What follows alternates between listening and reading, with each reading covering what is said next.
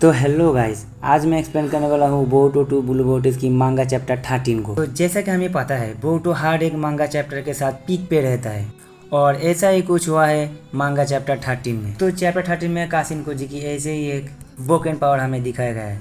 तो ज़्यादा time waste किए बिना चलिए शुरू। तो चैप्टर 12 के लास्ट में हमने देखा था कि जुआ ने स्नाइपर कर दिया था बोरुटो को और बोरुटो अनकॉन्शियस हो गया था। और चैप्टर 13 की शुरुआत में हम देखते हैं कि जुआ फिर से बोरुटो को स्नाइप करने जाता है और तभी बाघ का शिंजू जुड़ा की क्लो मार्क से बाहर आ जाता है और जुड़ा को रोक लेता है। और यहाँ हमें पता चलता है कि बाघ का शिंजू का नाम है मामूशी और मामूशी जुड़ा को कहता है कि बोरुटो के साथ मिलकर कोई काम कर रहा है और जिसको थ्रोन सोल के बारे में पता है। और तभी जुड़ा रुक जाता है और जाते जाते बोरुटो को बोलता है कि तू बहुत लकी है।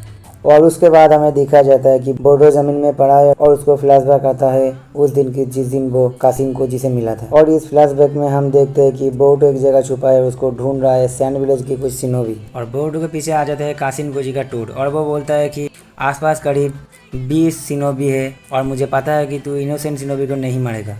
और टोड बोलता है कि मैं तुझे ऐसे निकलने के लिए मदद कर सकता हूँ। पर बोरुटो को एक टोड की बात पे भरोसा नहीं होता। टोड बोलता है कि तू मुझे भरोसा नहीं कर पाएगा, ऐसे ही है, पर तू यहाँ रहने से मेरे साथ फटाफट निकल। बोरुटो के पास कोई दूसरा ऑप्शन नहीं, इसीलिए वो उस टोड को पकड़ लिया। तभी बोरुटो उस टोड को पकड़ते हैं और कासिन कोजी रिवर्स समनिंग करके बोरुटो और उस टोड को समन कर लेता है ओरोचिमारू के एक हाइड आउट पे। और ये था एक सीक्रेट हाइड आउट और ये हाइड आउट था लैंड ऑफ विंड मतलब सैंड विलेज के आसपास। और ये हाइड आउट ओरोचिमारू के एक ओल्ड हाइड आउट है, जिसका मतलब है कि ओरोचिमारू अभी यहाँ नहीं रहता। और कासिन कोजी भी ये बोलता है कि वो इस हाइड आउट को गेंजुत्सु की मदद से हाइड करके रखा है। और कासिन कोजी अपना मास्क उतारता है और बोलता है कि मैं कासिन कोजी हूँ, मुझे अमाडो ने बनाया और मैं एक साइबोर्ग हूँ। और बोरुटो उसको तभी पहचान लेता है और बोलता है कि तुम ही हो जो मास्टर आओ को मारा था और कोनोहामारू सेंसेई को भी अटैक किया था। और कासिन कोजी बोरुटो के ये सब बात को इग्नोर करते हुए बोलता है कि तू बोरुटो उजुमाकी है ना। तो इस बात को सुन के बोरुटो शॉक हो जाता है और वो कासिन कोजी को पूछता है कि तुझे पता है ओमनीपोटेंस के बारे में। तो जिन लोगों को ओमनीपोटेंस के बारे में नहीं पता उन लोगों को बता देता हूँ कि आइडा ने बोरुटो और कावाकी की प्लेस को स्विच कर दिया है। तो पूरी दुनिया के लिए अभी कावाकी है, कावाकी उजुमाकी, और बोरुटो है ट्रेटर जिसने नारुतो को मारा है। कासिन कोजी पहले ये कहता है कि तू वो बंदा है जो कारा से भाग गया था और तू ऐसी का भैंसल है, पर मैं गलत हूँ, है ना। और बोरुटो शॉक हो जाता है और बोलता है कि तुम सही हो, मतलब तुम्हें ओमनीपोटेंस के बारे में पता है। पर कासिन कोजी ये कहता है कि मुझे ओमनीपोटेंस के बारे में तो ज़्यादा नहीं पता, पर मुझे ये पता है कि तेरे और कावाकी के प्लेस स्विच हुआ है। बोरुटो बोलता है कि मैं समझा नहीं, ओमनीपोटेंस सब पे इफेक्ट किया है, पर तुमने कैसे फिगर आउट किया। और तभी कासिन कोजी बोलता है कि मैंने ये फिगर आउट कर लिया क्योंकि मुझे ऑलरेडी पता था कि ऐसा होने वाला है, मैं पहले ही ऐसा देख लिया था। तो गाइस अब कासिन कोजी रिवील करने जा रहा है उसका ब्रोकन पावर। कासिन कोजी बोलता है कि अमाडो ने मुझे बनाया, मेरा पास एक ही पर्पस था कि इशिकी को रोकना और इशिकी को हारना और डिवाइन फ्रूट कल्टीवेट होने से रोकना। और जब कासिन कोजी ने जिगन की बॉडी से इशिकी को बाहर निकाला था तभी उसका मिशन कंप्लीट हो गया था। और कासिन कोजी जब मरने की हालत में गिरा हुआ था तभी उसका वो ब्रोकन पावर अनलॉक हुआ। कासिन कोजी देख पाता है फ्यूचर, जहाँ वो देखता है कि बैरिन वो नारुतो के साथ इशिकी का फाइट, नारुतो से इशिकी का हार जाना, आइडा का ओमनीपोटेंस, ये सब कुछ कासिन कोजी ने पहले ही देख लिया था। और उसके साथ कासिन कोजी ने फ्यूचर में आने वाला शिंजूज को भी देख लेता है। और उसके बाद कासिन कोजी बोलता है कि हम सबको अमाडो ने बनाया था और अमाडो ने हम सब के अंदर एक सेल इम्प्लांट किया है जो है गॉड ऑफ ओत्सुत्सुकी शिबाई ओत्सुत्सुकी का।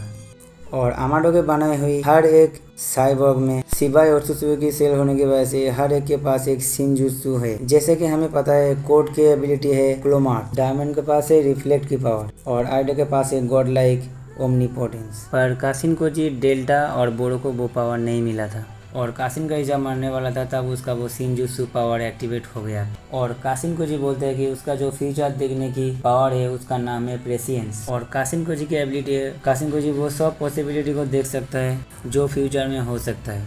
और उस टाइम कासिन कोजी ने दूसरे पॉसिबिलिटी भी देखा था, जैसे कि इशिकी ने बैडमोन नारुतो को मार दिया था और कावाकी के अंदर खुद को रेजरेक्ट करके अर्थ में डिवाइन फूड को कल्टीवेट कर दिया।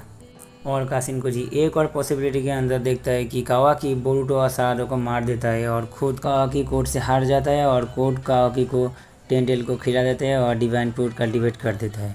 जैसा कि हमें पता है कि ऐसा कुछ हुआ नहीं, ये सब पॉसिबिलिटीज था, होने का चांस था जो हुआ नहीं। और यही है कासिन कोजी की मल्टीपल पॉसिबिलिटीज को देखने की पावर, जो एक बहुत ही ब्रोकन पावर है। और उसके बाद बोर्डो कहते हैं कि तुम्हारा पावर तो बहुत अच्छा है, पर होने क्या वाला है फ्यूचर में वो हमें ठीक से पता नहीं लगेगा, तो तुम्हारा पावर हमें हेल्प कैसे करेगा। और कासिन कोजी बोलता है कि मैं फ्यूचर में देख के इंटेल गदा कर सकता हूँ और तुझे मैं वो वाला जुत्सु सिखा सकता हूँ जो फ्यूचर बोर्डो को पता है।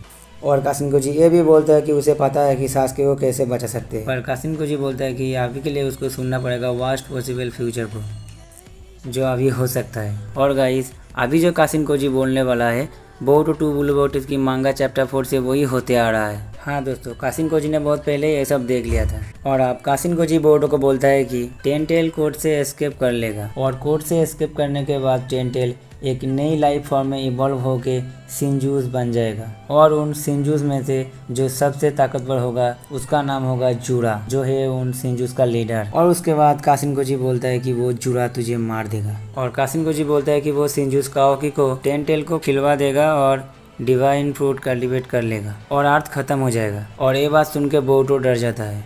और इसके बाद कासिन कोजी कहता है कि हम फ्यूचर को चेंज भी कर सकते हैं। और तुझे ये सब बात पता चलने के वजह से और भी नया टाइमलाइन खुल गया है। और उसके बाद बोरुटो बोलता है कि मैं अपना इडियट ब्रदर मतलब काओकी को ठीक कर दूंगा और कोड को भी मार दूंगा और सब कुछ ठीक कर दूंगा। और बोरुटो के सब बोलने के बाद ये फ्लैशबैक खत्म हो जाता है और हम प्रेजेंट में वापस आते हैं। और प्रेजेंट टाइम में हमें दिखाया जाता है बोरुटो और सारादा जो अभी बहुत इंज्यूर्ड है। और उसके बाद हम देखते हैं कि हिमावारी सारा के पास आके उसको कम्प्लीटली हील कर देता है। और उसके बाद हिमावारी बोरुटो को भी हील करने जाता है, पर काओकी उसे रोक लेता है और कोनोहामारू बोरुटो को बंदी बना लेता है। और काओकी कासिन कोजी के टोट को देख लेता है, उसको मार देता है। और उसके बाद हमें दिखाया जाता है जूरा, जो हिडारी के थ्रोन सोल को उस बॉक्स के ऊपर रखता है और हिडारी हो जाता है फिर से जिंदा। और उसके बाद हम देखते हैं कि एक पेड़ पे एक थ्रोन सोल लटका हुआ है और मोएगी का सिंजू उस थ्रोन सोल को लेके उस बॉक्स के ऊपर रख देता है। और उसके बाद जूरा उसको हार्वेस्ट करने की परमिशन देता है। और इसी के साथ बोरुटो चैप्टर 13 खत्म हो जाता है। जिस थ्रोन सोल को मात्सुई ने उस ब्लैक बॉक्स के ऊपर रखा उससे भी एक नया सिंजू निकलेगा, शायद वो हमें नेक्स्ट चैप्टर में पता चल जाए। उससे पहले जैसे कि आपको पता है कि मैंने बोरुटो 2 ब्लू लोटस की पिछले चैप्टर का एक्सप्लेनेशन वीडियो नहीं बनाया, तो आप अगर पिछले चैप्टर का वीडियो देखना चाहता है तो मुझे आप कमेंट में बता सकते हो। मैं जल्दी चैप्टर 1 से लेकर चैप्टर 12 तक वीडियो लेके आ जाऊँगा। वीडियो को लाइक ज़रूर करना और सब्सक्राइब भी कर देना। तो मिलते हैं नेक्स्ट वीडियो में, तब तक के लिए बाय, सायोनारा।